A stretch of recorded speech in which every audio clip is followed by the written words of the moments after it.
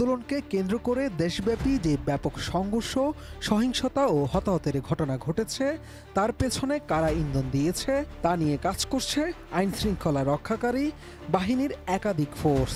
সেই ধারাবাহিকতায় গ্রেফতার করা হয়েছে অসংখ্য সন্দেহভাজন ও নাশকতাকারী ও মাস্টারমাইন্ডকে। এমন পরিস্থিতিতে এবার বাংলা ব্লকেডের চেয়েও কঠোর কর্মসূচির হুঁশিয়ারি দিলেন কোটা আন্দোলনকারীরা।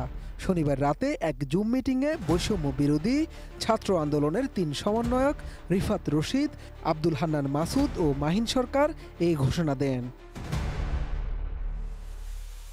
মূলত অতি দ্রুত শিক্ষার্থীদের সমন্বয়ে একটা স্বাধীন কমিশন করে কোটা সংস্কার বিষয়ে এর সুপারিশ অনুযায়ী সংসদে আইন প্রণয়ন করা, গ্রেফতার হওয়া ছাত্রদের মুক্তি দেয়া সহ সব মামলা প্রত্যাহার করা এবং হত্যাকাণ্ডের সঙ্গে জড়িত পুলিশ ও মন্ত্রীদের বরখাস্ত করা, এই ৩ দাবি সামনে রেখে ২৪ ঘন্টার আলটিমেটাম দিয়েছে বৈষম্য বিরোধী ছাত্র আন্দোলন।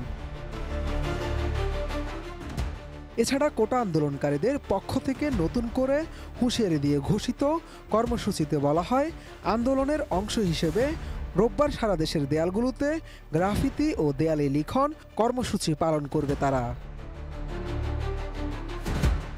ডিজাইন, এলিগেন্স, বিউটি, সেরা পণ্য সবার জন্য জেভিকো।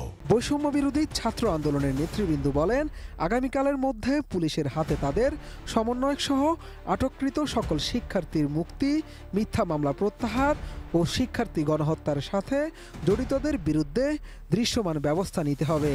তা না হলে পরশুদিন থেকে বৈষম্য বিরোধী ছাত্র আন্দোলন কঠিন কর্মসূচি নিতে বাধ্য হবে বলেও জানানো হয়। আন্দোলনকারীরা আরও বলেন, সারা দেশের প্রতিটি শিক্ষা প্রতিষ্ঠান, জেলা, উপজেলা ও নগর কেন্দ্রিক হেলথ ফোর্স গঠন করে আহত নিহতদের পূর্ণাঙ্গ তালিকা তৈরি এবং আহত নিহত ছাত্র নাগরিক ও তাদের পরিবারকে মানসিক ও আর্থিকভাবে সহযোগিতা কার্যক্রম পরিচালনা করবে।